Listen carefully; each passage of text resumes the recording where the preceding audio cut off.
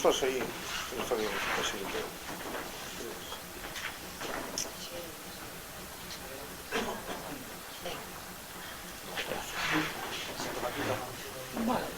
Sí, sí, e aí sí, despois cando non quero como a presentación nos ponemos aí para poder ver, claro, para poder ver. Claro, senón non pasa nada.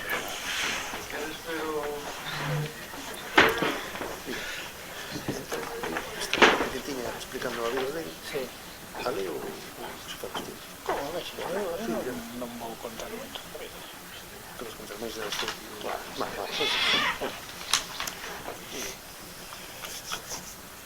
boa tarde, moitas grazas por virdes.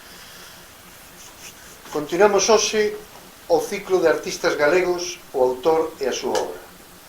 Queremos que a Academia sexa o lugar onde se conozca, divulgue e reflexione a prol da arte galega.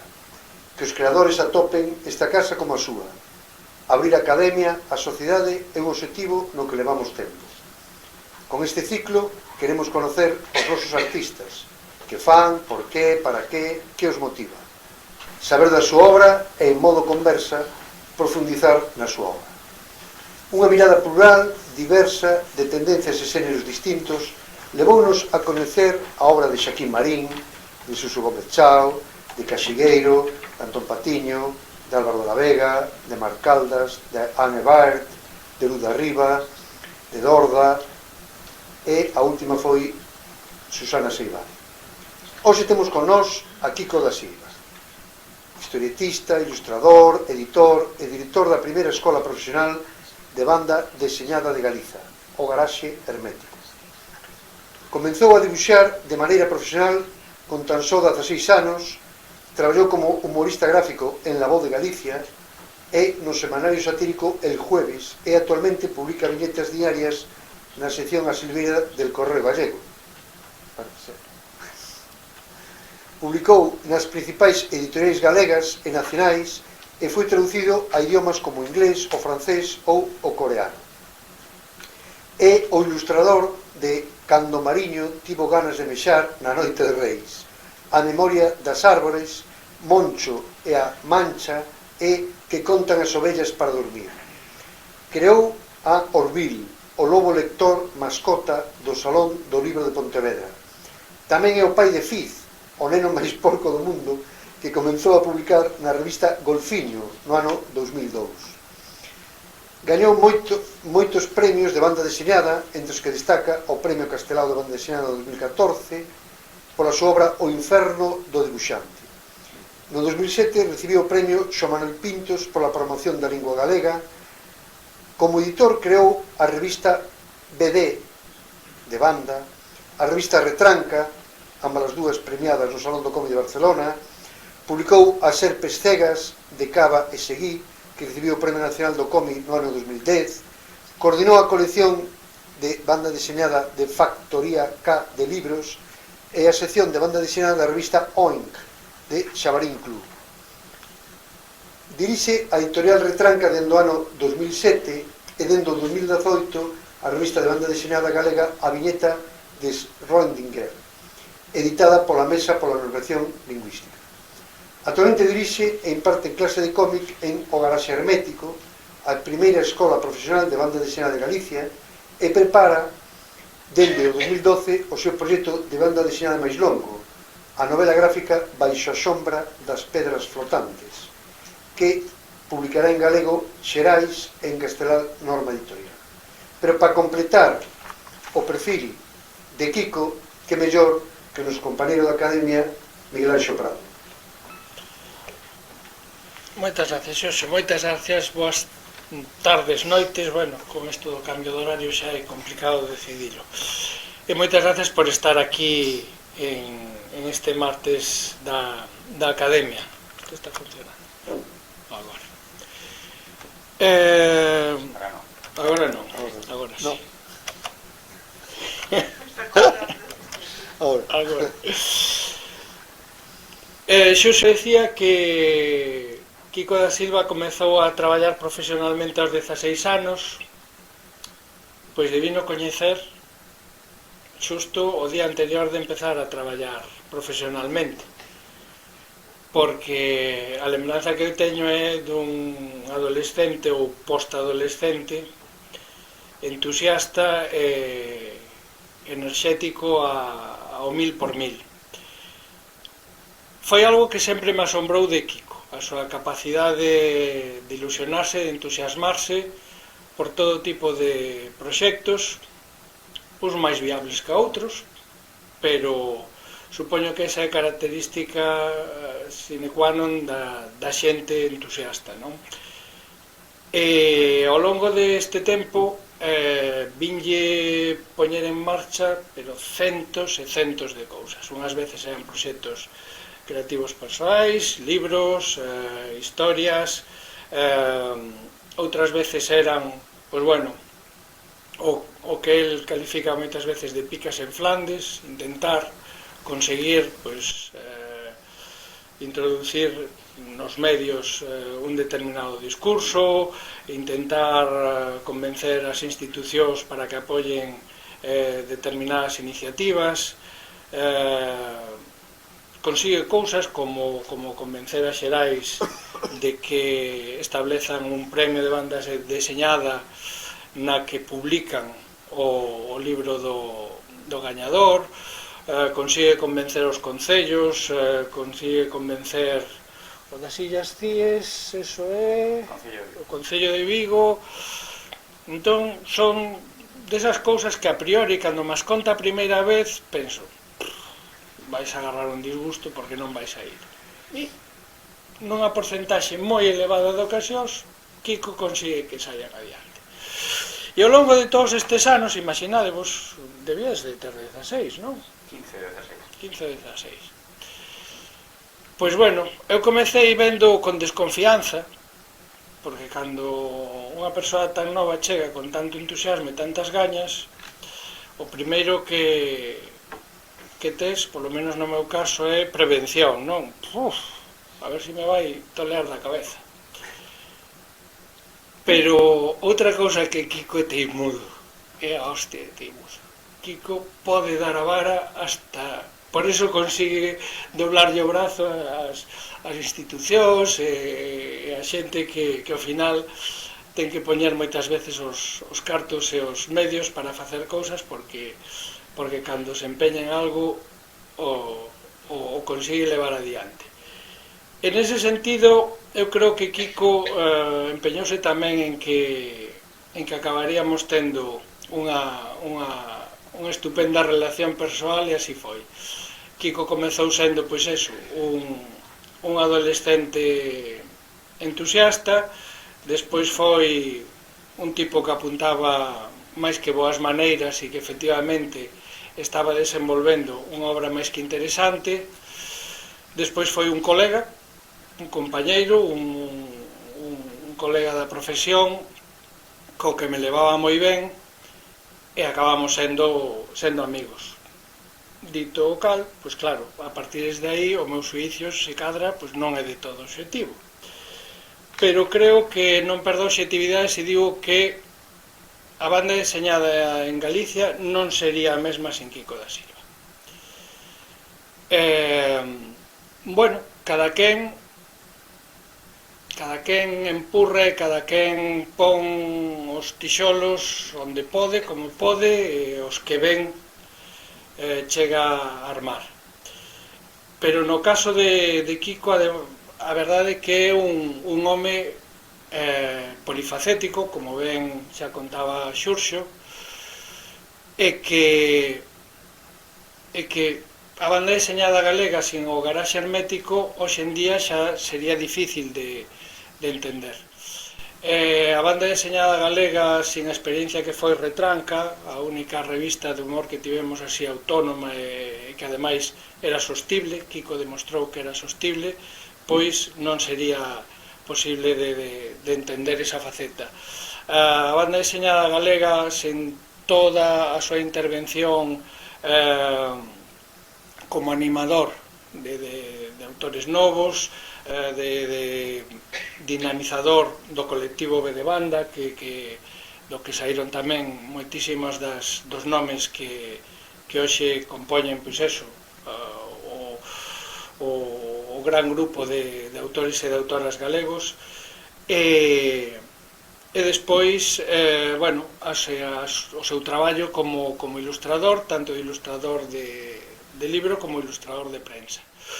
Por lo tanto, cubre tantas casillas, son tantas as actividades que desenvolve dun xeito salientable que é indiscutible esa importancia de Kiko dentro do panorama da banda deseñada galega actual. Do que fai Kiko, pois vai falar el, entón non lle vou pisar nada dos temas que el normalmente desenvolverá, supoño. Despois teremos tempo cando remate a súa exposición para falar un pouquiño máis e desenvolver unha conversa, pero o que sí quero xa é agradecerlle a Kiko da Silva todo este traballo que ven desenvolvendo desde eses 16 anos a prol da banda deseñada galega e a prol de un ecosistema que ten aínda moitas eivas, ten aínda moitos puntos negros que temos que ir corrixindo, e gracias a Kiko da Silva e ao seu traballo ao longo de todos estes anos, pois bueno, algúns deles vanse solucionando, vanse cubrindo, e desde logo a banda deseñada galega en 2022 é mellor, en parte, gracias a Kiko da Silva. Moitas gracias, Kikiño.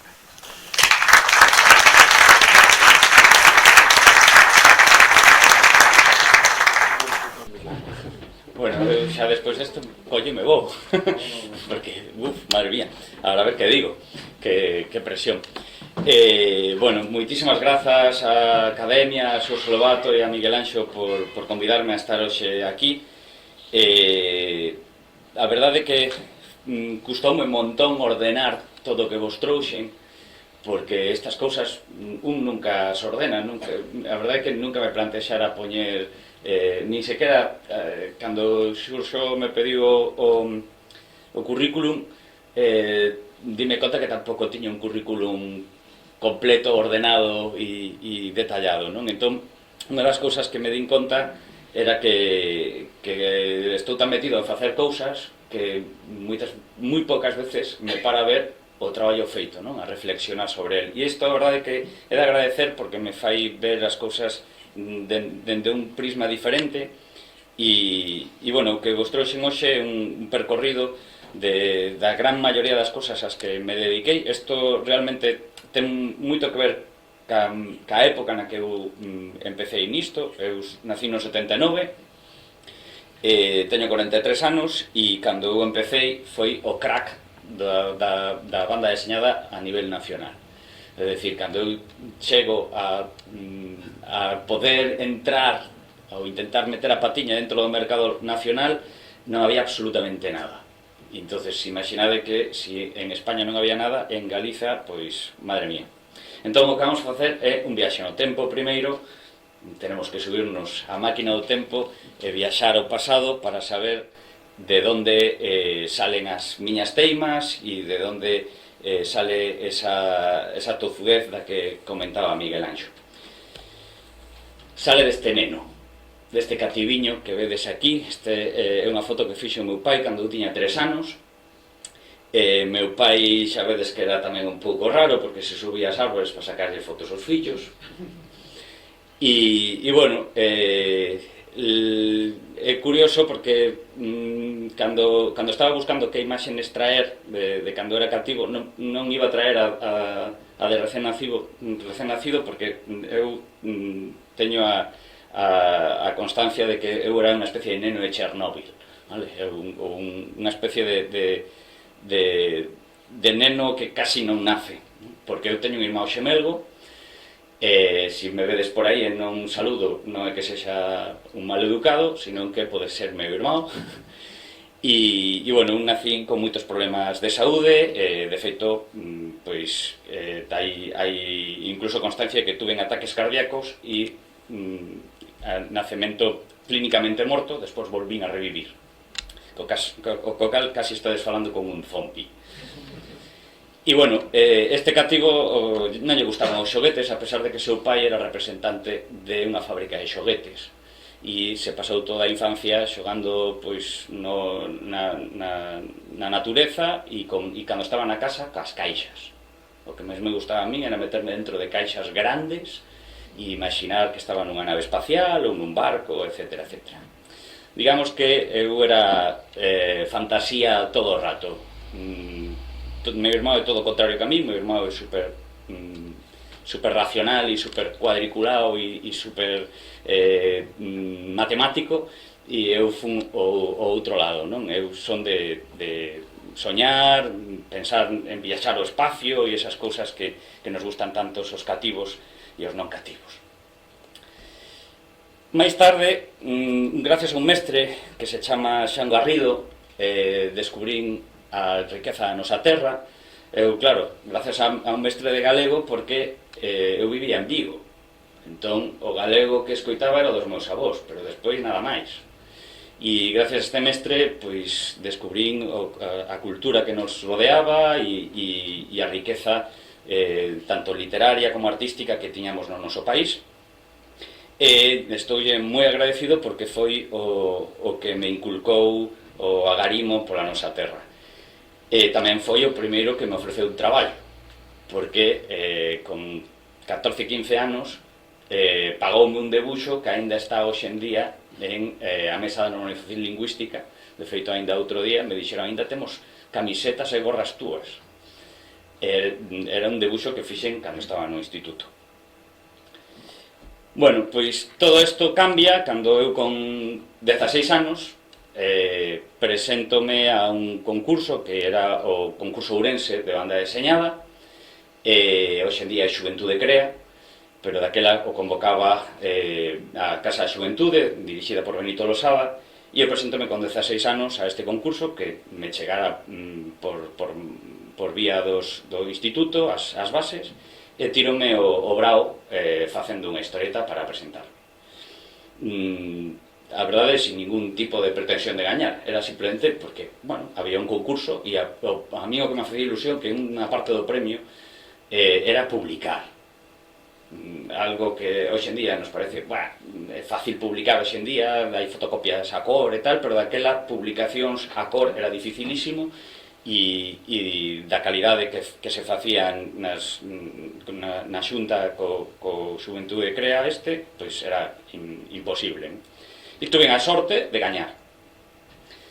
E tuve a sorte de que de repente abren a plica e ven que é un raparigo de 16 anos e lle gañe a xente de 30-35. Entón iso fai que os medios de comunicación lles chama a atención, me fan varias entrevistas e dous xornalistas de Vigo, da Voz de Galicia, moi majos, que os que sigo tendo moi boa relación hoxe en día, pois me din: oye, si, porque están buscando na Voz de Galicia colaboradores novos, porque se está expandindo, por que non presentas un book para traballo?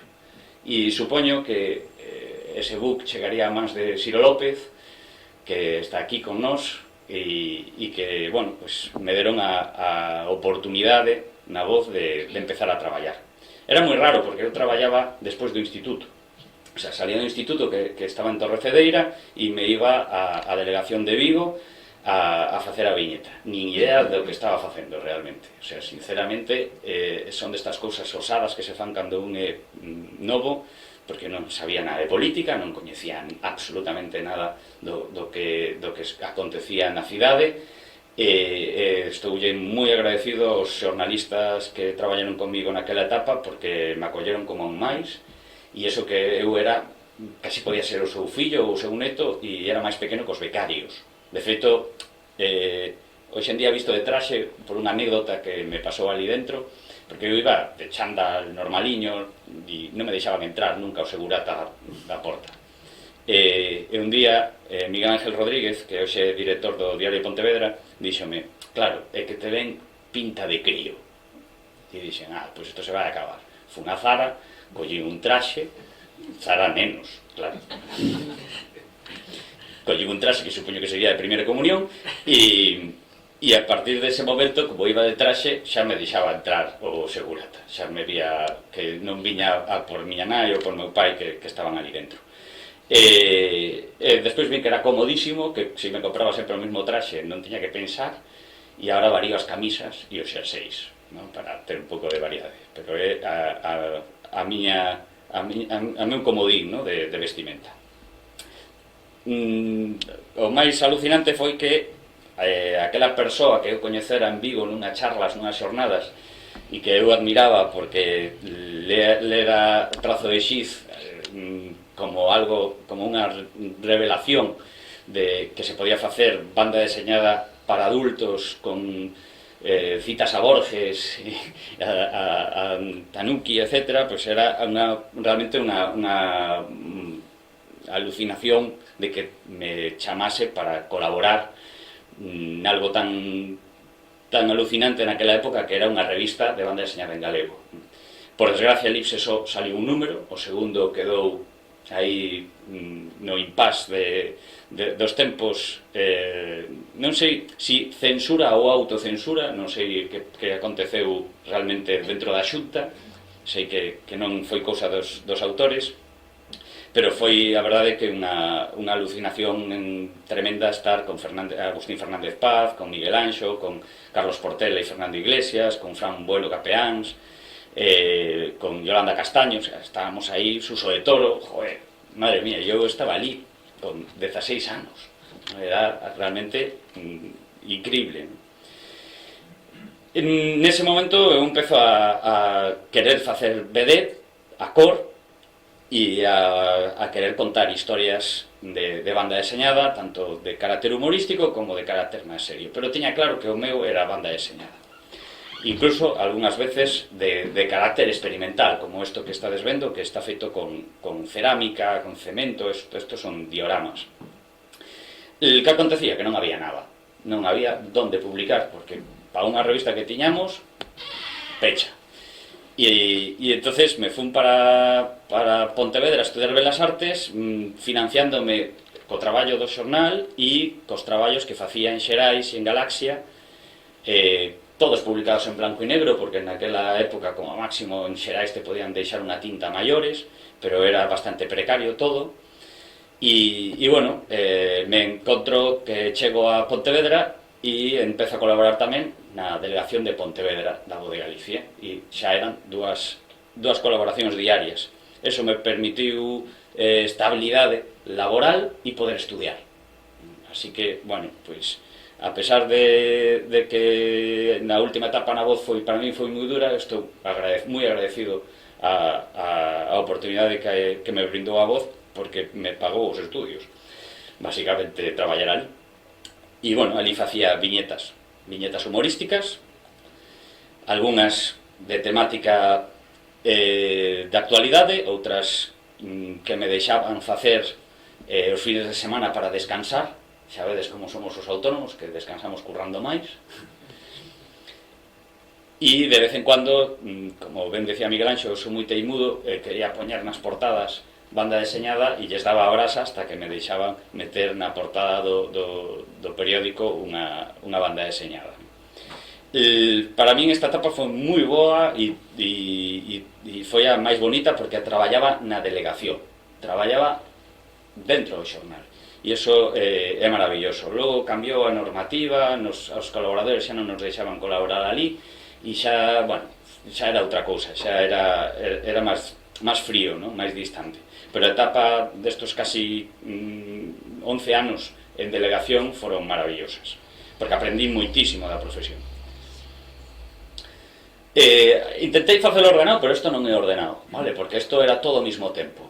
Isto iba acontecendo unha cousa detrás de outra. Cando estaba en primeiro de carreira, empeza en Pontevedra a xermolar unha pequena editorial naqueles tempos que estaba no Campiño de Santa María, que se chamaba Calandraca, na que había mestres, na que había xente vencellada ao mundo do teatro e ex traballadores de Xerais que estaban intentando facer outro tipo de libros.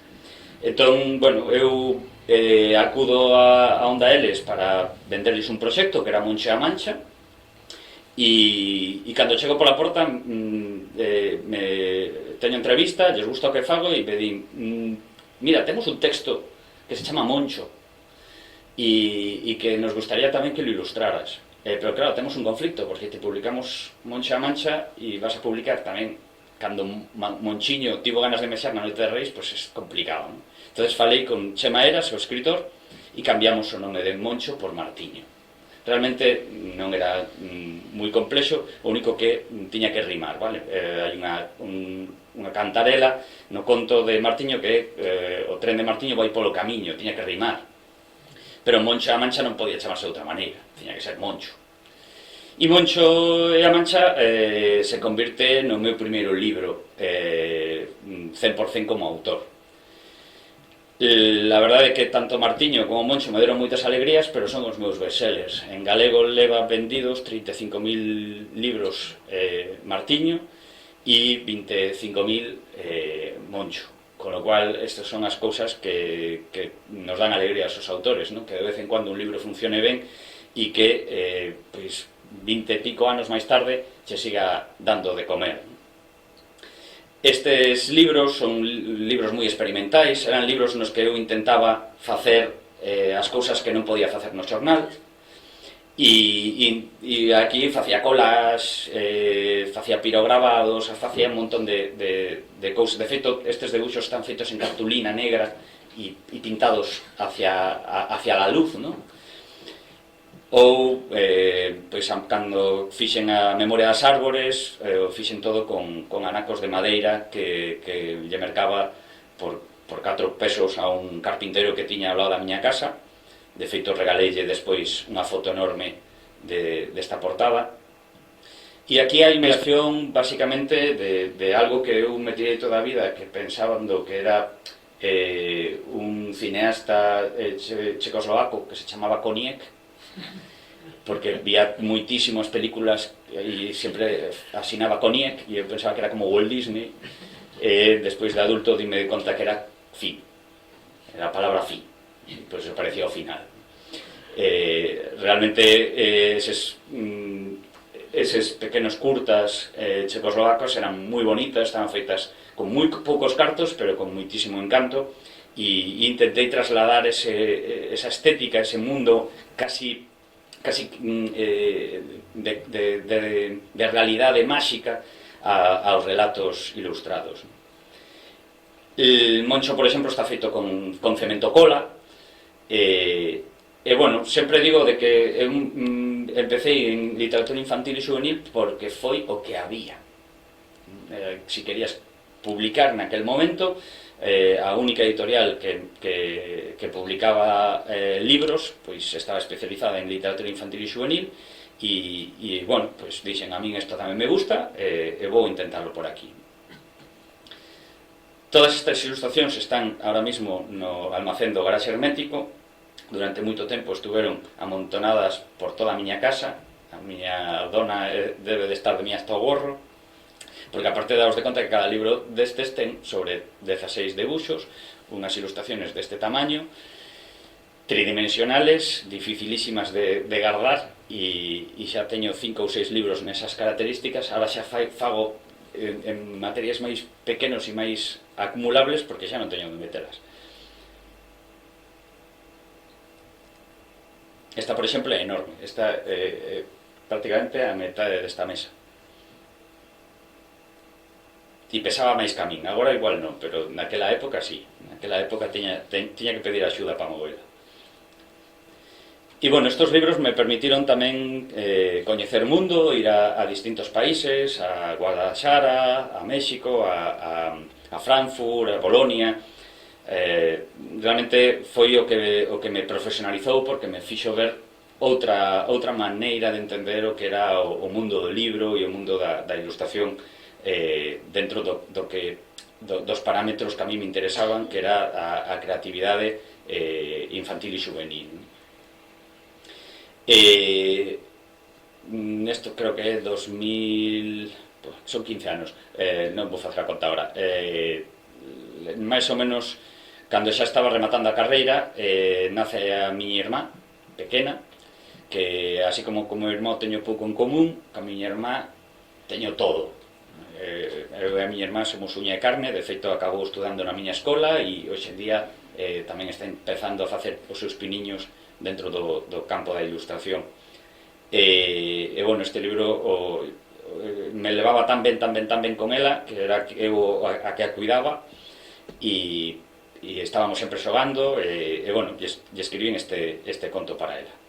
É un conto feito con dioramas, isto está todo fotografiado e despois retocado con ordenador. Así como anécdota, a ovella é un Scotch Brite pintado de branco, e o que vedes de Chan é un felpudo destos de limpar os pés, destrozado para darlle sensación de erva. E lóxicamente hai reminiscencias comiqueiras, porque eses árbores e eses textos son un homenaxe a Crazy Cat, que é un dos meus cómics preferidos. E bueno, este libro foi probablemente o último libro que fixen para cativos 100%, sin encargo, porque me apetecía. Tamén había algo de 3D, isto foi o meu primeiro traballo en 3D, que me axudou a lidiar con todo isto un amigo arquitecto. E na mentras de todo isto, como comentaba Miguel Anxo, co señor daqui de todo que está aí na penumbra, Cano Paz, que eu coñecía cando era neno, porque para min era unha lenda, porque era a primeira persoa que tiña unha librería de cómics que eu coñecía, e eu me escapaba en tren cando tiñas 16, 17 anos a Pontevedra a mercar cómics a aquela librería. E cando xa vivín en Pontevedra me fixen moi amigo de Cano, tan amigo que acabei vivindo en riba da librería, nun piso del, e non sei como fixen, porque a día de hoxe nin el tampouco se acorda, e o convencín para, daquela ainda había pesetas, que puxéramos os dous 25.000 pesetas, non, 25.000 non, 50.000 pesetas, e que era un pastizal naquel momento, e sacar unha revista a cor de banda deseñada, intentando recuperar algo que eu vivira como lector, que era o Frente Comisario de Ourense, que me parecía que era aquelo maravilloso, non? Un grupo de autores de BD rebelde, antisistema, facendo hasta parodia de Fraga e do Xacobeo con pasta do Xacobeo. Que, se vedes ese número é brutal, porque o anuncio do Xacobeo parece de coña, pero é o único real sobre o Xacobeo dese número. E a portada era Fraganator, o sea, eran moi bestias. Entonces, monto primeiro B de banda con Cano, funciona, e de feito hasta convencín a xente como Raúl, que era o ilustrador do País, que a mí me gustaban moito as historietas que facía, o Federico del Barrio, para participar. Está tamén Xaquín Marín, Siro, Pinto e Chinto, todos os meus compañeros de xornal, e un montón de autores noveis que estaban comezando. E cando sale o primeiro número, o rapaz do medio, que está coa camisa branca, Xermán Hermida, que traballa en Cultura Galega, me pon en contacto ca xente do Frente Comisario, e entonces aí xa volvimos a revitalizalo todo, os metimos adentro os Frente Comisarios, a Carballo, a Héctor e a Xico, e se formou o grupo de B de banda. Foi unha cosa así moi casual, pero creo que estábamos chamados a xuntarnos. Ainda de vez en cuando, a pesar de que xa hai moito tempo que B de banda feneceu, pero está en stand-by, ainda sigue a asociación, ainda está en activo. De feito, ainda temos pasta por ali que temos que liquidar nunha comida. Pero, bueno, que o que sucedía era que esta xente tiñan máis experiencia, eran diseñadores gráficos, e empezamos dunha revista feita por unha persona sola, pois pasou a profesionalizarse e a facerse dunha maneira moito máis interesante estéticamente, e a traballar dende un punto de vista moito máis de carácter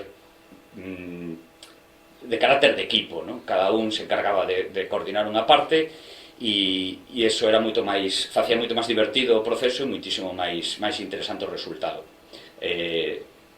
Empezamos a colaborar tamén con xente portuguesa, Xosé Carlos Fernández. Neste número nos nomina o Salón do Cómic de Barcelona a mellor fanzine. Ese ano non gañamos e gañamos o seguinte, e nos convertimos no primeiro fanzine de lingua non española que gañamos o premio de Barcelona, algo que nos sorprendía a todos porque pensamos que algún catalán tería gañado antes, pero non. E a partir de aquí, bueno, pues digamos que empezamos a ter relación tamén con Barcelona e con Madrid. Empeza a poñerse muletillas que les encanta aos medios de comunicación de la BD galega e empezamos a publicar BD Banda dende un punto de vista máis profesional. Sacamos xa o carácter fanzine e o convertimos nunha revista. A diferencia está en que agora pagábamos, antes non. Antes o facíamos por amor ao arte. Isto o que intentábamos era crear pues, un xármolo de industria. Sacamos 2 edicións, unha en galego e outra castelán, e sacamos 4 números.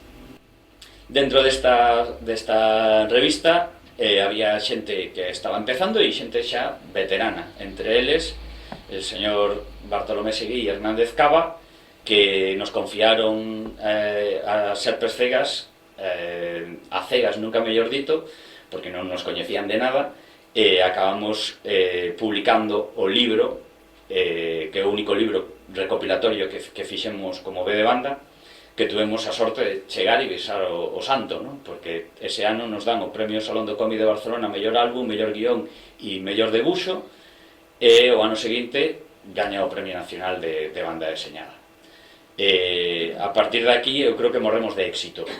En vez de Banda xa non podemos conseguir nada máis, conseguimos todo o que soñábamos e pechamos con este libro que foi un agarimo a xente que confiou na lingua galega e no noso país para facer BD, e quixemos devolverlles cos cartos que estábamos recibindo polo Premio Nacional, polas ventas do Premio Nacional, polas ventas do Premio Nacional, pois devolverlle o agarimo a xente que apostou pola lingua galega, e fixemos promoción dos autores galegos no resto do Estado cunha selección das mellores historietas na revista de Spanish Version, que era o que non podíamos ofrecer desde aquela, e ofrecimos despois tamén, que era traducilos á lingua española.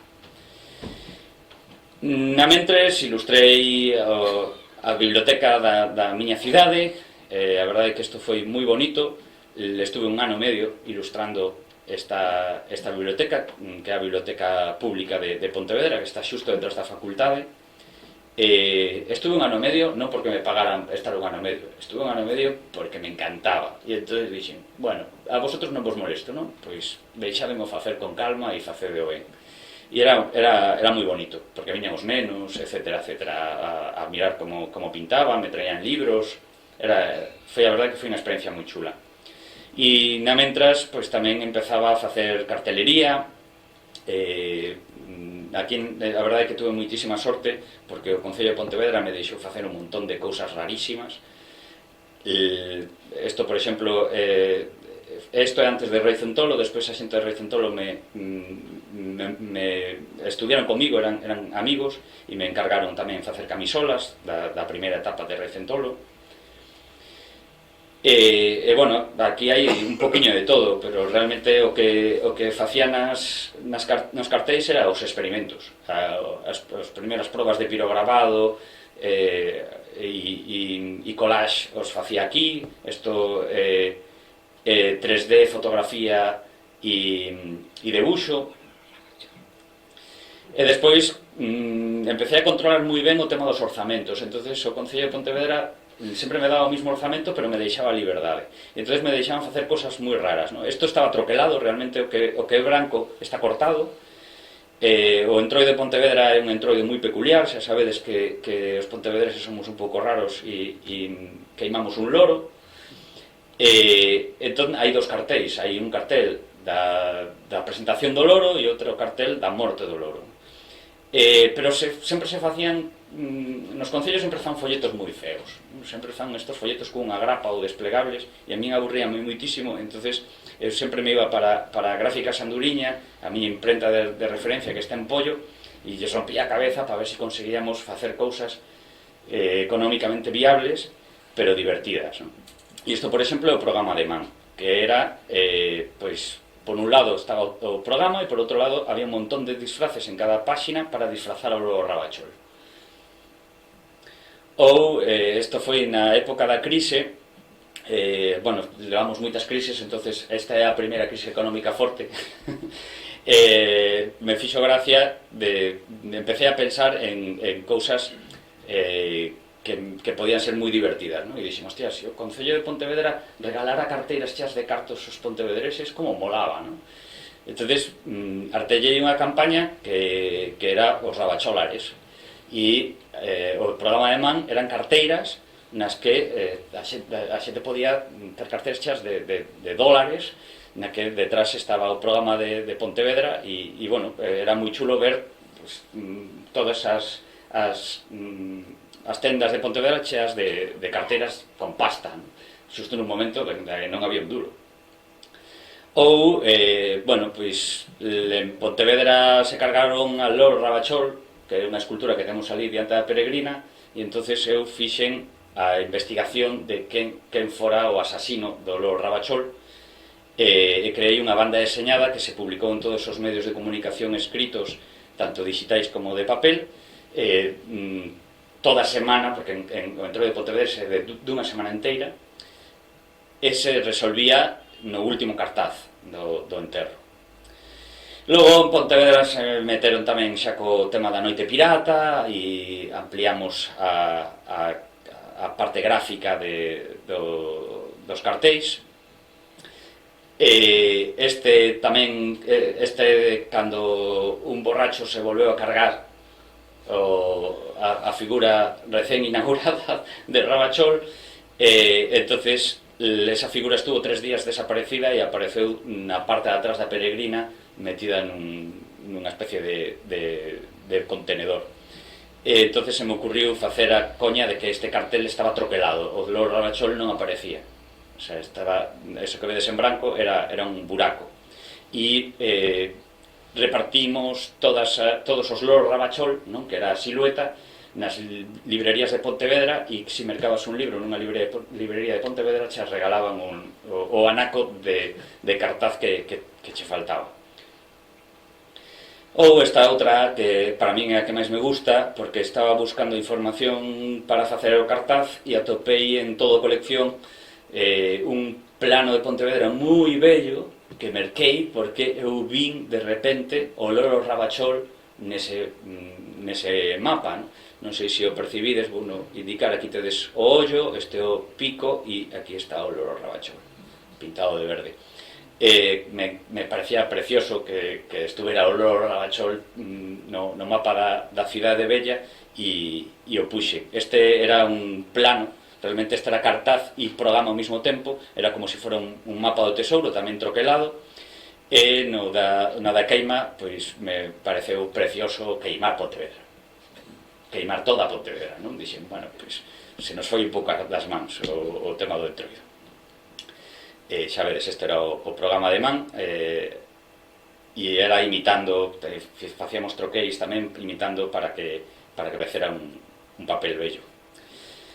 Logo me chaman, no 2008 me empezan a chamar tamén galerías de arte, que empezan a pedirme exposicións de ilustración, sobre todo do traballo de libro infantil e juvenil, e aí empezo a vender tamén algunhas pezas. Estas, por exemplo, que son pezas feitas en madeira con pirograbado. E na mentres, todo isto é na mentres, todo xunto, a la vez. A Voz de Galicia consigue os dereitos da revista Golfiño, que tuveron a primeira etapa en Xerais, unha etapa moi interesante, pero que por distintas circunstancias, eu creo que tamén pola entrada do euro que os descolocou co tema dos prezos, pois non acabou de funcionar económicamente, e porque eu creo que o plantexamento aparte estaba demasiado centrado única e exclusivamente para escolas. E eu creo que o acerto da versión de Golfiño da Voz de Galicia foi vencellalos só a banda deseñada. Nos chaman un día a moitos debuxantes a Sabón, nos propoñen que van a facer unha revista de historietas e a cada un nos asigna Fausto Isorna e Miguel Vázquez Freire, que eran os directores, un target. E a mí me tocou os dos máis cativos. Como eu facía Martiño e esas cousas, pois me dixeron, bueno, pois te vas a facer as historietas para os máis pequechos. E isto foi nun fin de semana, porque isto foi un viernes, reunión, luns, manda vos queixos, martes, guión, e mércores páxinas terminadas, porque o sábado salimos. Entonces, Fiz naceu da improvisación pura. Lóxicamente había reminiscencias de cousas que a mí me facían gracia para cativos, pero o artellamento daquela historieta se foi facendo a partir da páxina 7 ou 8. De feito, fixados como era, esta é a primeira historieta que publiquei, e despois foi así. Sempre digo que creei un personaxe que en vez de crecer minguaba, que a veces era máis boliña, e artellei pois algunhas cousas que funcionaron moi ben, pois por exemplo que Fiz tiña 3 pelos porque tiña un pelo por cada ano, e cada vez que crecía, pois lle crecía un pelo. Metín a Cano Paz, o meu amigo de banda. De feito, Fiz chamase Fiz porque un dos seus traballadores tivo un neno cando eu estaba a voltas de facer esta historieta e decidiran chamarlle Fiz. Hoxe en día ese neno, que xa é un home, sempre me dice gracias, pero non era tan porco. Bueno, a verdade é que foi unha etapa fantástica e creo que sin Golfiño moi probablemente moitos dos autores que pasamos por aí non teríamos tido a oportunidade de demostrar que podíamos profesionalizarnos, non? De que éramos capaces de entregar todas as semanas páxinas de calidade e que a xente lle gustase durante casi 4 anos que durou a revista. Todo isto, dados de conta que hai un detalle importantísimo para que isto funcionase, tanto de banda como a revista Golfiño, que era o nacemento de Viñetas dentro do Atlántico. O sea, eu creo que ao final aquí hai un montón de factores que casualmente se van activando un detrás de outro, pero creo que sin Viñetas dentro do Atlántico, e aí te devolvo as gracias, Miguel Anxo, eu creo que eu non estaría aquí hoxe seguro.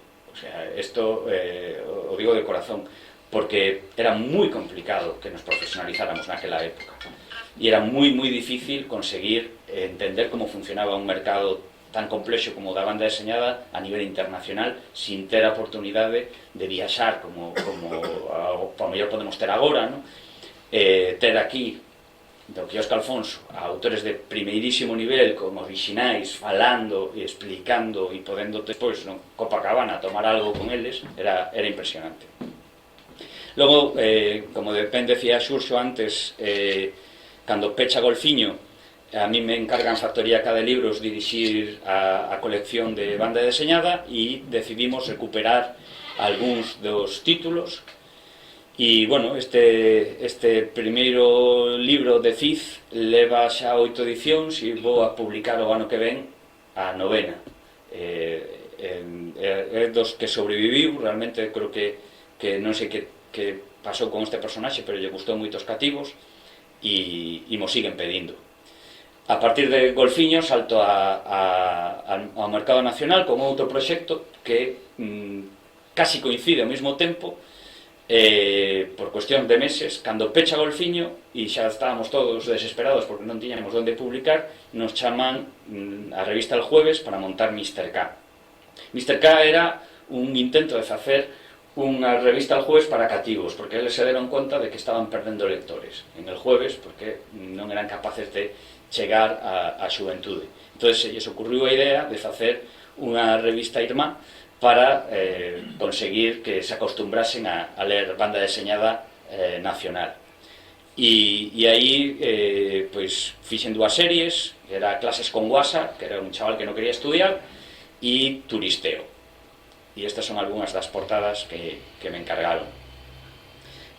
Aquí foi a etapa da miña vida na que máis páxinas fixen semanalmente. Cheguei a facer entre 6 e 7 páxinas semanais, unha animalada. Tanto foi así que, cando rematou Mr. K, tuve o meu primeiro ataque de estrés laboral da miña vida. O primeiro e o único, espero, toco madeira. Era unha animalada, pero, bueno, era unha oportunidade moi boa, nos pagaban moi ben e foi unha etapa moi productiva. Aparte que facíamos reunións vía Skype, tiñamos unha especie de grupo que traballábamos con cascos todos xuntos e falábamos e nos facíamos bromas e nos fixemos moi amigos. Aí coñecín a xente como Jordi Lafebre, a Mel, a Montéis e a verdade é que foi unha etapa chulísima. E cando remata esta etapa, pois tuve a sorte de que lles gustaba o meu traballo e me chamaron para a cabeceira principal, para a revista El Jueves.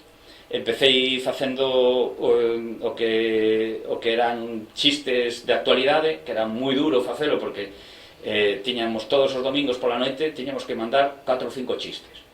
Desos 4 ou 5 chistes nos iban a pagar fixo 2. O resto era, si era bueno ou non coincidías con outro, entonces cho pagaba.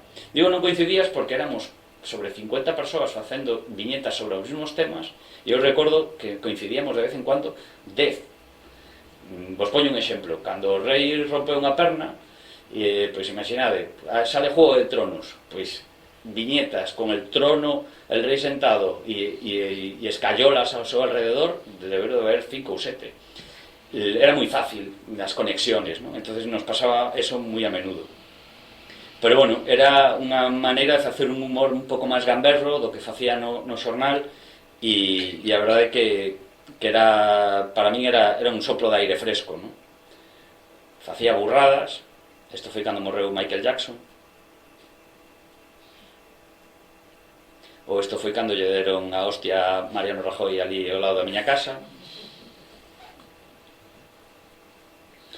E bueno, despois de facer estas viñetas, isto por exemplo foi a portada de cando foi a cuarta película de Indiana Jones, cando Indiana xa é vello. Despois xa me empezan a pedir páxinas, secciones. A sección máis longa que tuve foi a La puta calle, que lóxicamente iba do paro. E aquí empezo tamén a desenvolver algo, unha faceta que foi o meu aprendizaxe de cativo. Eu aprendín copiando os mestres e agora teño unha facilidade de copia moi grande, non? Entonces empecé a facer Calvin sin Hobbes, que é un homenaxe a Calvin e Hobbes, pero de maior, que está no paro e non ten curro. E logo empecé a colaborar tamén con outros compañeiros, guionistas de cine e de televisión, que aí dime de conta da dificultade que hai de vir de outro medio, porque este tío escribía tanto que casi non me deixaba espacio para dibujar e sempre tiña pelexas con él. Fixaderos, que está petado todo de texto, escribía muchísimo, tío. Isto, por exemplo, é unha serie moi curtiña, pero foi moi divertida de facer, que eran homenaxes a cómics clásicos, pero con dictadores.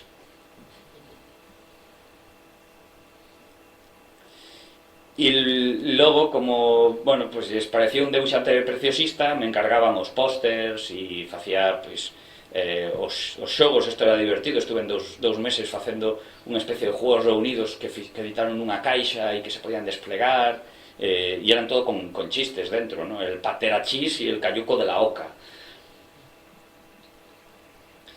Isto foi dos últimos traballos que fixen para o Jueves.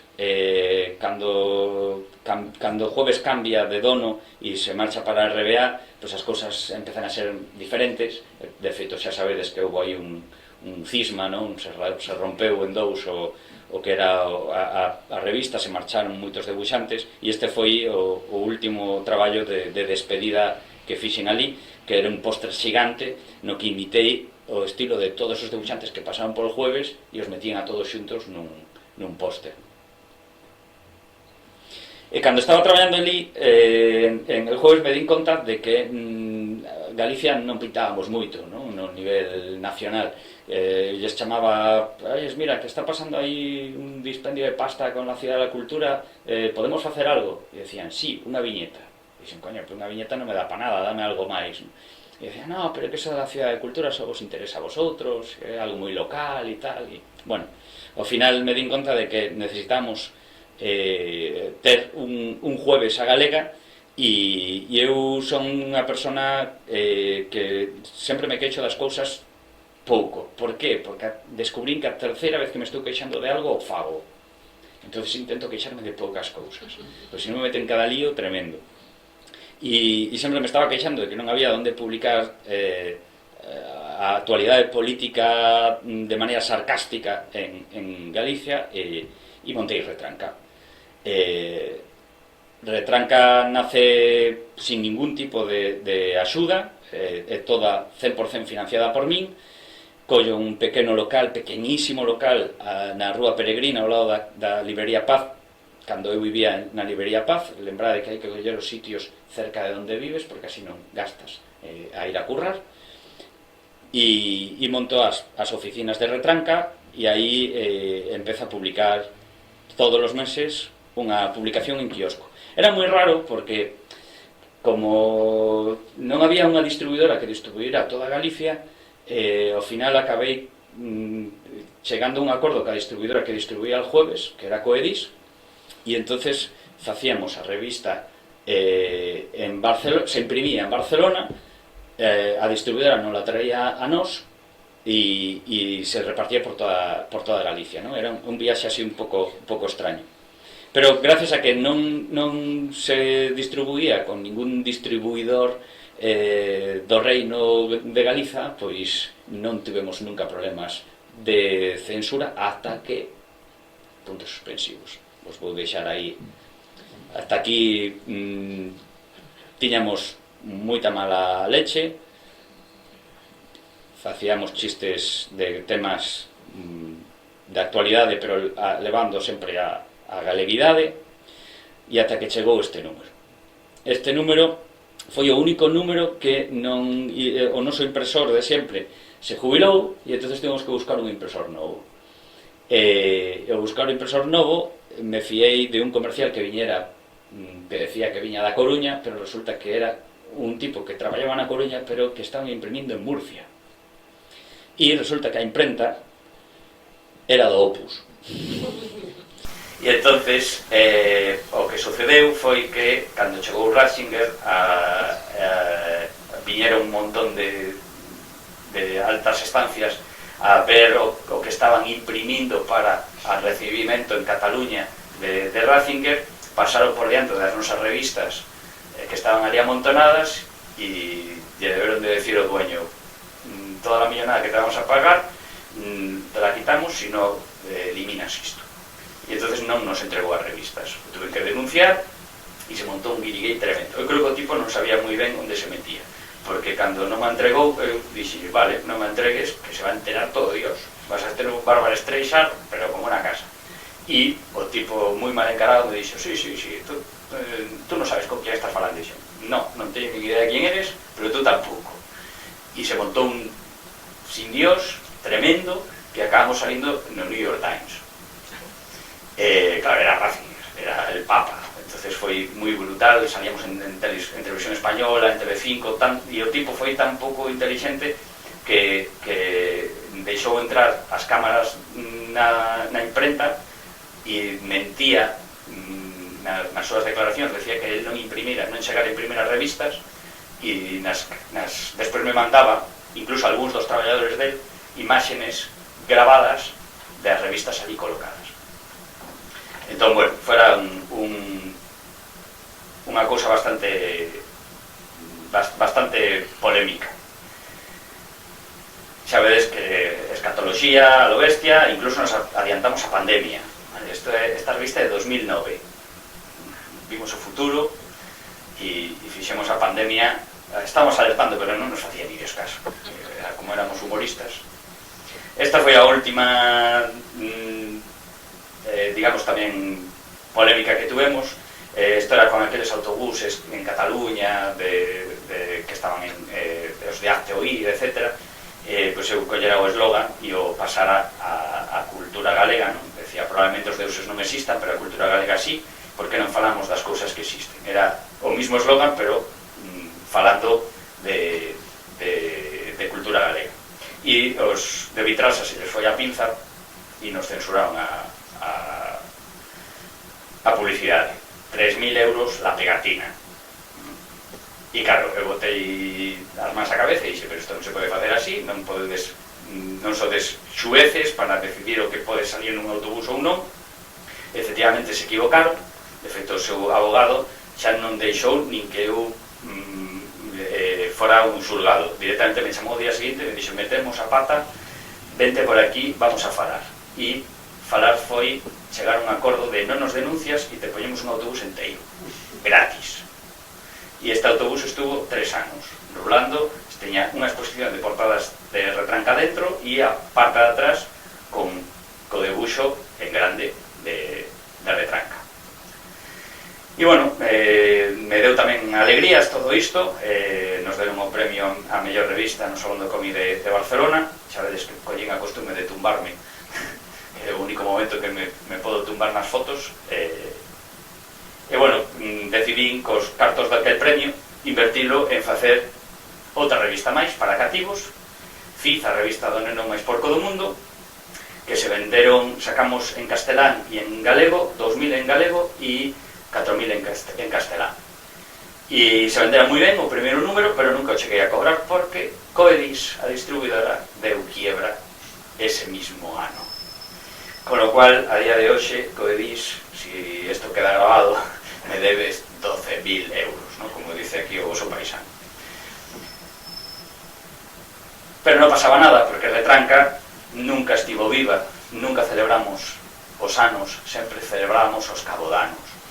Como era unha coña, aquí en Galicia sempre que se facía unha revista non pasaba do número 1 ou do número 0. Entonces fixen a coña, como cando empezamos con Retranca non sabía canto iba a durar, pues celebramos o enterro antes de que sucedera. E naquel momento tuve que decidir, era moi difícil porque naquel momento puxera toda a pasta que estaba, a empresa iba ben, entonces todo o beneficio da empresa o invertín en un baixo, en arreglar un baixo para montar o garaxe hermético. Entonces decidí apostar por o garaxe hermético e deixar Retranca única e exclusivamente como editora. O garaxe hermético é un proxecto tolo, é un proxecto destos de maduración lenta, aínda que non o pareza. Non o pareza porque a miña muller seguramente cando o día que lle entrei pola porta lle dixen acabo de asinar un contrato para un local que está aquí ao lado, o vou arreglar para montar unha escola, dixo, que? Que me estás dicindo? Si non me contaches absolutamente nada. E efectivamente son de rumiar. Eu son un rumiante, cando empezo a artellar algo non o falo, o penso. E cando sale xa está pensado. E soy de impulsos. E entonces pasei diante do local, o vin e dixen a por el, vou preguntar canto custa o alugueiro, fago contas e se me salen vou de cabeza. E bueno, 10 anos, camiño 11. O garaxe hermético, a verdade é que a mí me está dando muitísimas alegrías, muitísimos quebrados de cabeza, tamén é certo. No confinamento foi unha tortura china dar clase, porque pois que si sodes mestres ou si estades metidos no gremio de educación, dar clase sin contacto físico humano é horrible. Eu isto de dar clase nunha pantalla, a verdade é que o levo bastante mal. Pero, grazas a estar traballando en prensa, vin vir o da pandemia antes, unha semana antes, e eu mandei a todos os meus alumnos para casa. Lle di un ordenador a cada profe, lles dixen tomar este programa, vamos a utilizar este programa e nos vamos para casa. Todos os días penso que me deron jamacuco. Dixen, tío, que estás loco, que faz? Por que vamos para casa? De feito, os meus alumnos me decían, bueno, lunes volvemos, pero chegou xoves e saliu o que todos sabemos, saliu o presidente a decir que nos confinaba. En principio, 10 días, lembrades? Eran 10 días solo, que pasamos ali 3 meses. E bueno, gracias a esa velocidade, podemos seguir dando clase con máis ou menos soltura e acabamos o curso de maneira máis ou menos normal. Algúns problemas técnicos coas clases de Miguel Anxo que estaba unha conexión un pouco máis complicada porque estaba en un sitio difícil de conseguir internet, pero bueno, o garaxe hermético ahora mismo para min é o lugar dos meus soños, un lugar que eu non tive, que facer realidade o que eu botaba de menos na Facultade de Belas Artes cando entrei. Eu levei unha decepción moi grande cando eu empecé a estudiar Belas Artes en Pontevedra polo sistema. Eu creo que o sistema é errado. De feito, unha das cousas que fun cambiando ao longo destes anos foi a metodoloxía de impartir clase de arte. Nos non poñemos notas dende este ano, acabamos decidindo eliminar a nota numérica porque nos parece un absurdo decirle a un alumno que ten un 5, un 6, un 4,5 ou un 10. O arte non se pode medir desa maneira. Nos o que estamos intentando chegar é o oficio o máximo posible ás aulas do garaxe hermético. Eu sempre lle digo aos meus alumnos que non son estudiantes, son aprendices de un oficio. E se teñen que comportar como se estuveran nunha empresa e quixeran que os contrataran. Unha das primeiras cousas que tiña clarísimas era que os nosos alumnos tiñan que publicar e tiñamos que conseguir metodoloxías que lles acercaran o máximo posible ao mundo real. Entón, o que decidín facer foi eliminar todas esas notas numéricas e o testeamos o ano pasado e este ano inauguramos os Keycoins. Son uns billetes ca cara de todos os mestres que están dentro dunha caixa forte na escola e que estes billetes o que facemos con eles é un sistema moi cercano á realidade. Os nosos alumnos aprenden dende o primeiro día a facer facturas e o que lles exiximos é cumplir prazos de entrega e unha táboa de valoración de calidade, como se fueran un cliente, ¿no? Ese traballo, si se entrega a tempo e o cliente o acepta, o que aí temos testeadores, temos amigos editores que nos axudan a facer o filtro, e si pasan o filtro, entonces entregan a factura e se lles paga. Ese diñeiro queda nun archivador que hai na escola, co seu nome, e a final de trimestre fan a declaración de Facenda, porque nosotros lle decimos tes tanto de autónomos, tes tanto de luz, tes tanto de auga, fai a declaración, e se te sale para vivir, aprobaches, e se non, suspendiches. A vida misma. E a verdade é que funciona moi ben, porque estamos conseguindo que rapaces que acaban de salir do instituto cambien o chip completamente e aprendan a facer facturas con 19 anos.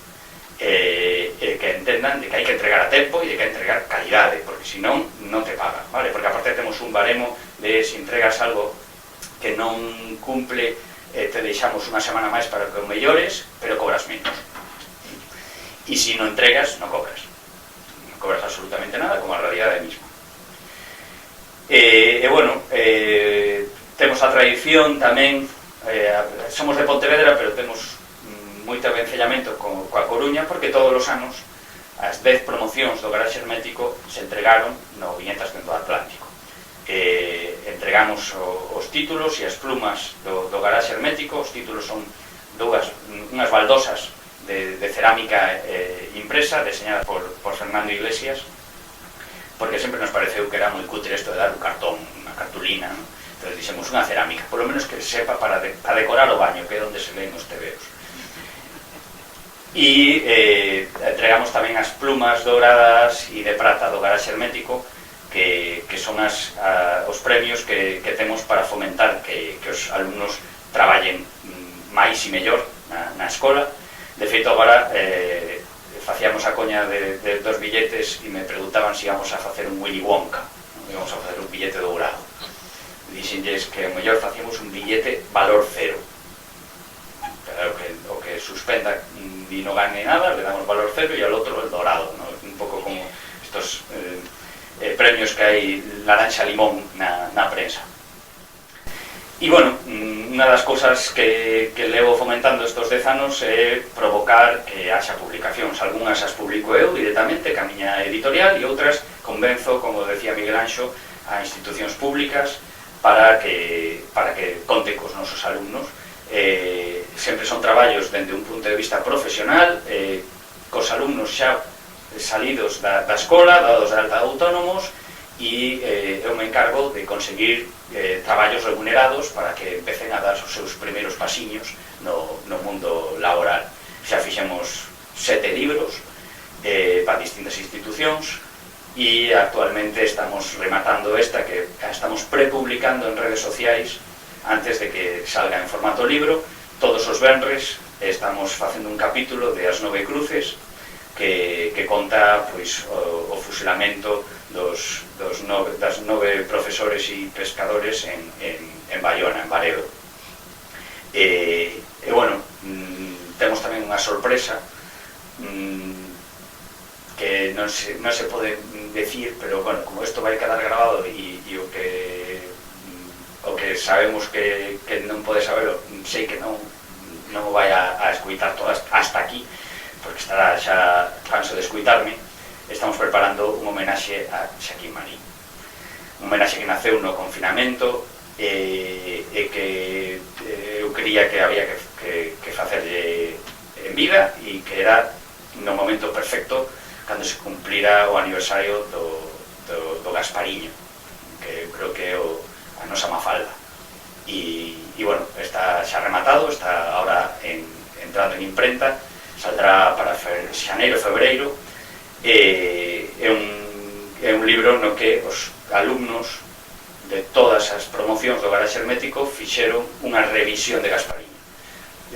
A historia, os seus guións son os orixinais de Xaquín Marín, pero están debuxados como se foran nenos. Gaspariño fora un neno de hoxe en día no século XXI.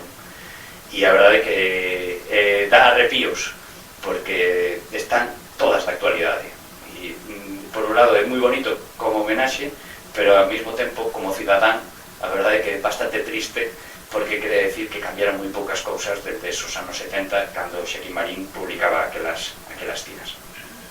E estes son algúns dos traballos dos meus alumnos. Esta é a Anémona de Río, que leva 2 edicións de TAM en galego, 2000 exemplares vendidos, e acaba de sacar ahora TAM 2.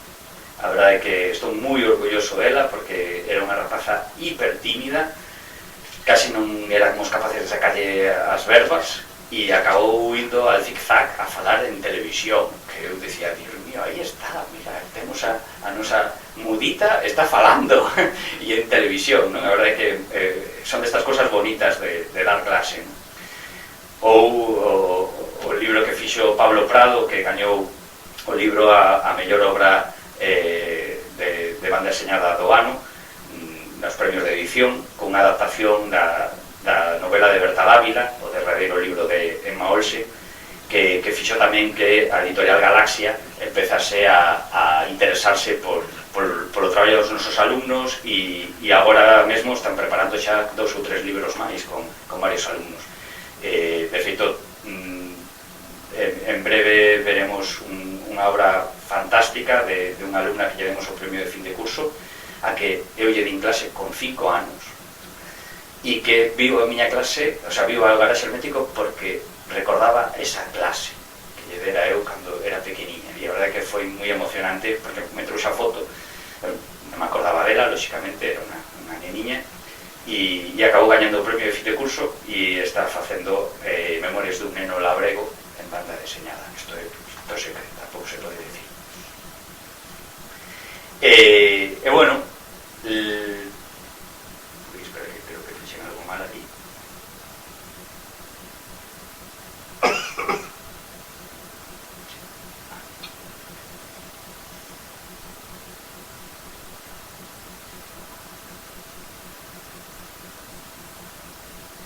Vale, e isto é a última tolemia que conseguín, que foi que Xerais se metese de cheo a apostar pola banda deseñada e polos nosos alumnos, e os convencí para crear un concurso que leva ahora 4 anos convocándose, se vai fallar ahora en decembro o cuarto premio, e consiste en crear unha colección de banda deseñada para cativos creada por alumnos e exalumnos do garaxe hermético. E a verdade é que estamos moi contentos como está funcionando e cada vez hai máis calidade, con o cual isto creo que está aquí para quedarse. É moi bonito porque eu cando iba a Galaxia ou a Xerais a pedir que publicáramos BD, o que nos decían era que se traíase unha subvención ou unha axuda da banca, pois o mellor xa publicaban. E bueno, anos máis tarde conseguir que entendan que a BD tamén forma parte do espectro do mundo do libro e que é competitivo e que se pode traballar e gañar cartos con el, pois a verdade é que emociona. Aquí temos os actuais directivos de Xerais, Anaíre e Fran Alonso, e meu compañero Miguel Porto. E bueno, estas son as cosas máis bonitas de dar clase, que irnos de viaxe a Angulén e disfrutar todos. Estos todos que vedes aquí, estuvemos todos nunha casa ás aforas de Angulén con billar, e teñamos ata un videoxogo destos de arcade de Asterix, e foi como un gran hermano. Foi preciosa ese viaxe, foi moi divertido. Foi o ano antes da pandemia. Polo medio, xa rapidamente, pois me liaron para facer a revista Oink, a min e a Miguel Anxo. A verdade é que foi unha pena que esta revista non se fixera cando o Xabarín era lo más. Creo que isto chegou casi 20 anos tarde, porque tería sido un bombazo, e bueno, permitiume esta publicación, os 5 números que sacamos, darlle forma ao segundo volumen de FIF, e bueno, tamén no medio, pois, como ben comentaba antes Xurxo, me presentei o Castelao, o Inferno de Debuxante. O premio Castelao realmente para min creo que é a segunda pata de viñetas, non? Creo que foi unha maneira de dignificar socialmente o que era facer BD en lingua galega. Este é o meu proxecto de carreira. Os meus profesores de Belas Artes non o entenderon, pero era un proxecto alrededor do plaxio. É un libro no que non estou eu, no que está todos os cómics que lín na miña infancia, e é un homenaxe aos debuxantes que todos os días facemos unha viñeta e esperamos que a ninguén máis se lle ocorra. Todo isto que estades vendo está pintado por min, a pesar de que parezca que está pintado por xente que está aí sentada. Ou xente que está en Barcelona, ou en Estados Unidos, ou, por desgracia, xa está morto en Argentina, ou en Francia. Bueno, pois isto era a historia de Manuel Pardo, un debuxante frustrado que cada vez que creaba un personaxe, alguén se lle adiantaba e o creaba antes que él, non? Entonces non puido nunca publicar nada. O bonito desto era que, e isto creo que aí sí que lle dou as gracias a Belas Artes, aprendín a facer performance, e o que fixen foi unha performance co concurso. Creo que me presentei para isto, o sea, eu non quería gañar, eu quería facer isto, que era mandar ao concurso o mismo cómic 2 veces, unha, como é un nome e apelidos, dende Pontevedra, e outra, que mandou un amigo, dende Madrid, a nome de Manuel Pardo. Como un carné de identidade falsificado do meu abuelo que acaba de fallecer, para que o anularan, pois si gañaba él. E dentro iba esta páxina que era unha simulación do que eu cría que podía acontecer nos xurados se vían o que eu mandara, non? Que era a mesma obra da que falaba de un tipo que cada vez que se presentaba a unha editorial alguén facía lo mismo e eu facía tamén en realidade, físicamente. Entón, despois, cando me deron o premio, o provoquei tamén para as presentacións. Contratei un amigo actor e estuvimos facendo unha turné con Manuel Pardo. Manuel Pardo me rouba o premio Castelao e entonces me reta a un reto de debuxante en directo en Librería Paz que tuve en cartellar como se fuera un truco de magia porque él no sabía debuxar e al final acabamos en empate e lle acabo devolvendo o seu diario, que foi o diario que me encontro, o conto no libro, na Semana Negra de Gijón encontro un diario no que está todo cómic escrito, entón eu o que fago é paso a limpo e por eso fago o mismo cómic a él. E foi moi divertido, a verdade, porque en redes sociais existe a páxina de Manuel Pardo e aí me din conta de que tamén tiña inimigos, aparte de amigos, porque había un montón de xente que lle escribía a Manuel Pardo poñéndome a parir, pero claro, non sabían que era eu. Entón foi bastante surrealista toda esa etapa. Logo volvín a Mesa, pues decía que cando estaba no instituto a Mesa me pagou por primeira vez, pois despois a Mesa me volveu a chamar para poñer en marcha a viñeta de Schrödinger que estamos intentando volver a poñer en activo. Sacamos 4 números, eu aquí encargueime dos arquivos paranormais, no que poño tamén en riba da mesa outra das miñas paixóns que pues, son os misterios. Sempre, como neno curioso, sempre me intrigaron moito os misterios de todo tipo. E estou tamén colaborando actualmente na revista Luces con un homenaxe ou ultraxe, depende de como se vexa, ao mestre Castelao, porque isto empecé a facer en retranca. Me gustaba imaginarme como sería as viñetas de Castelao si vivise hoxe en día, como trataría certos temas. Entonces empecé a facer este Castelao 21 imaginándome como serían as súas viñetas feitas hoxe en día. E bueno, Retranca Editora, que é a empresa realmente que auspicia todo, porque isto tamén é a empresa que fago o Garaxe Hermético, é o outro capricho. Aquí é onde fago os libros que me gustaría ver en galego, con ediciones máis chulas que en castelán, para que se jodan os que teñen en castelán e teñen que marcar en galego tamén. E bueno, publico os libros da xente que admiro e que quero. E por último xa o meu traballo, vale? Que isto é a parte final. A verdade é que non sei que vai ser da Silveira, como ben decía antes Xurxo, non sei se vou seguir no Correo Galego ou non, pero bueno, pasei 3 anos e medio moi bons, con total liberdade e facendo algo que escuitaba na intervención de Xaquín Marín cando estivo el aquí anteriormente, que decía que el quería dignificar o humor gráfico e facer que a xente vise o humor gráfico como un arte. E entonces eu me propuxen, como non sabía canto tempo me iban a deixar facelo, pois me propuxen demostrar que se podía facer humor gráfico dende un punto de vista moito máis plástico, máis pictórico e máis elaborado do que habitualmente facemos. Lóxicamente isto fai que teña que traballar con antelación, pero bueno, o levo ben, a verdade. Aquí isto é un traballo que intento levar a máximo pegado a actualidades. Por exemplo, Xaquín sei que adianta un mes, eu son incapaz, eu vou casi 2-3 días como moito, e intento ir a máis pegado ao que está acontecendo, non? Pero sempre pensando en que despois esas viñetas se poidan recopilar ou ler dentro de 10, 15 anos.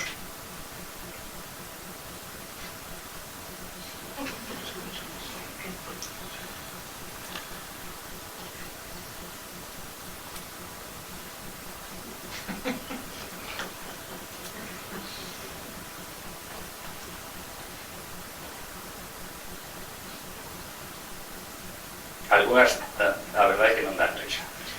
Son consciente de que algunhas dan xa un pouco de depresión, pero vamos a acabar con unha de risa.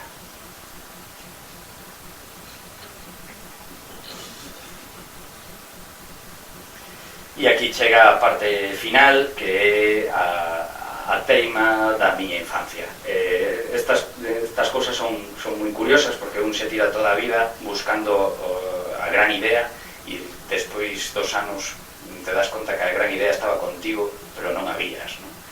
E bueno, eu me criei na cidade de Vigo, pero realmente me criei na parte, digamos, máis agreste das Rías Baixas, que é o lugar onde fan a Rapa das Vestas, é a zona de Mougás, porque é onde viven meus pais actualmente, e era onde tiñamos a casa para irnos os fines de semana.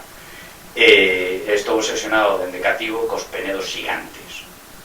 Eu era moi cativiño, moi pouca cousa, e cada vez que vi un penedo xigante me parecía que aquelo era algo rarísimo, non? E como se puxo aí, non? Que non puxo, sobre todo estos que están en equilibrio, por exemplo, na zona de Pontareas e tal, sempre me imaginaba cousas con iso. E un día eu fago de primeiro lector a un amigo escritor que se chama Manuel Lourenzo González, que gañou varias veces o premio Xerais e moitos outros, como Blanco Amor, etc.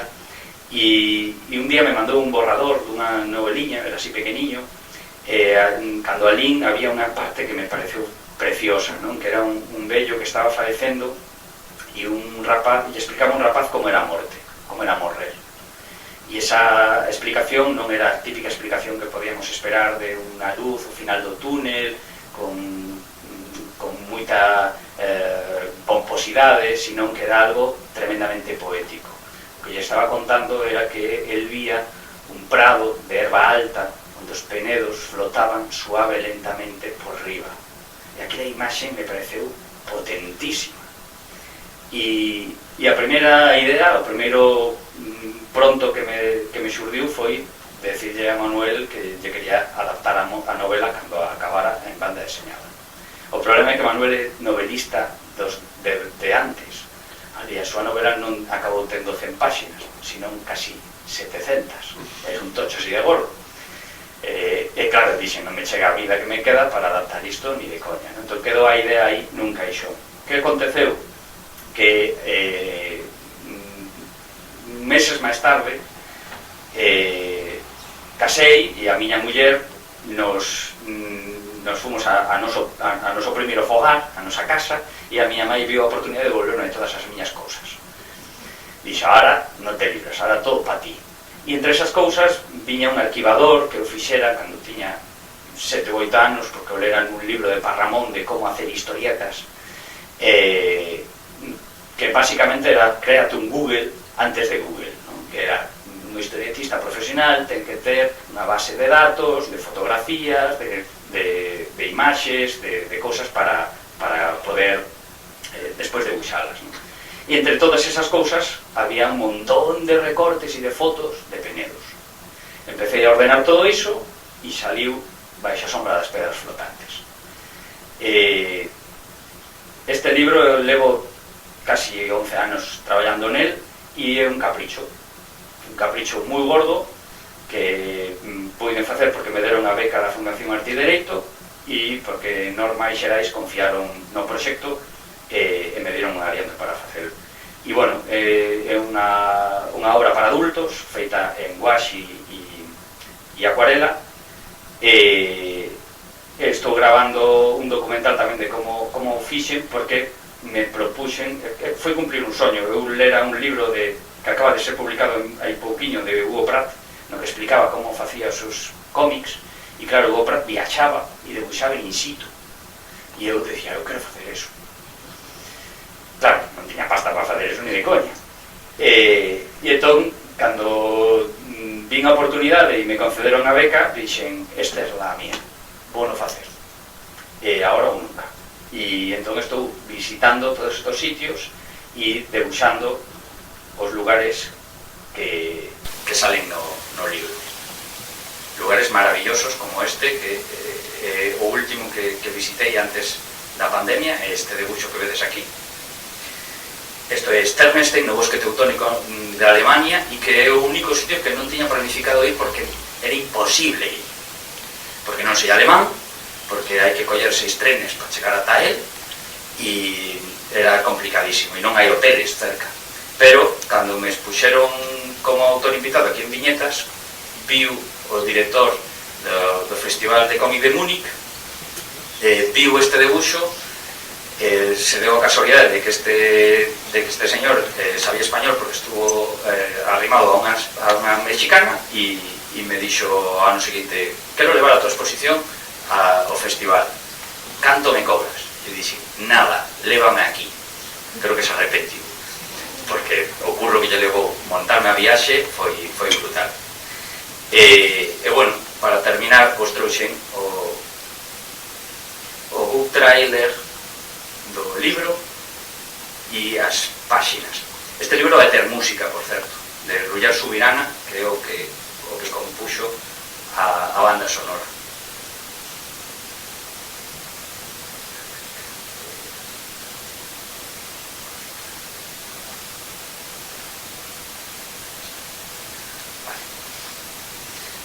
Ten un QR en cada capítulo e cando das ese QR vai ter música que te vai envolver dunha determinada maneira.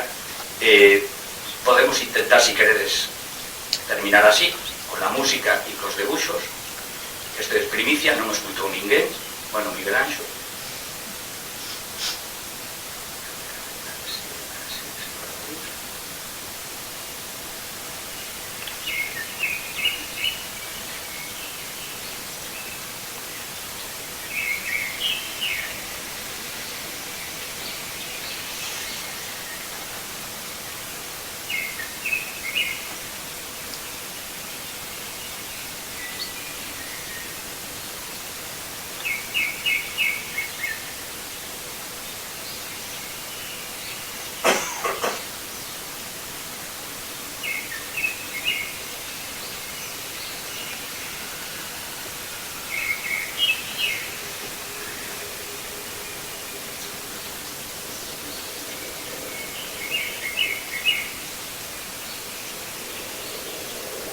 Bueno, isto está cronometrado normalmente para que a xente, cando vaya lendo os textos, dure o tempo suficiente. A verdade é que aquí o Ruller está facendo un traballazo tremendo. O Ruller se dedica a facer bandas sonoras e foi idea dele o tema de facer isto, e a verdade é que estou encantado porque cambia.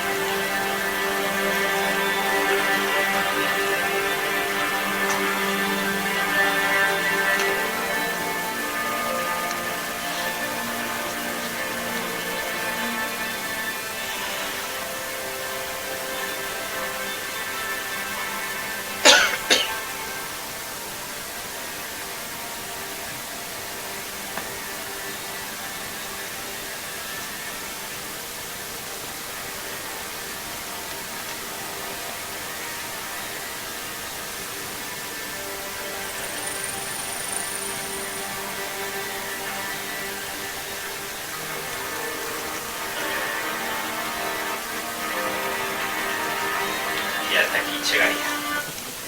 Fini. E bueno, pues trouxe no book trailer. Xa está, non? Sí, son 2 minutos só. Estamos moi fora de tiempo. Xa sí. Creo que este.